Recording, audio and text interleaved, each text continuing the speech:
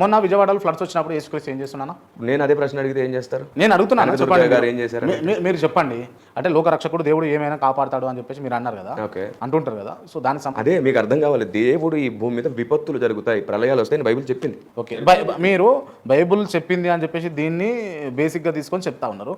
కాలజ్ఞానం చెప్పింది కాల గ్రంథాలలో కూడా ఉంది అని అంటే దాన్ని మీరు పరిగణలోకి తీసుకుంటారా? తీసుకుంటారా? ఉంది. భవిష్యత్ విజయవాడ అమ్మవారి ముక్కుపుడక వరకు వాటర్ వస్తే అంత జలమయం అయిపోతుంది అని చెప్పేసి చెప్పి ఉన్నాయి. ఉంది.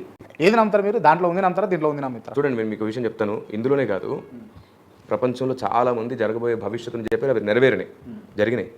దీని వెనకాల ఒక మిస్టరీ ఉంది. చెబితే నమ్మబుద్ధి కాకపోవచ్చు, కానీ ఒక మాటలో చెప్తాను. దేవుడు ఏం చేయబోతున్నాడో అవి చాలా వరకు పడిపోయిన కెరూబుకు తెలుసు. అందుకే నీకు మరుగైనది ఏదీ లేదు, దానిల కంటే జ్ఞానం గలవాడు అని చెప్పాడు. సో అలా వాడికి తెలిసిన కొన్ని చెప్పిస్తున్నాడు మనుషుల ద్వారా. ఇది నా నమ్మకం. ఎవరు కెరూబు? దేవదూతల్లో ఒకడు, దేవుడు సృష్టించిన వాళ్ళు ఒకడు.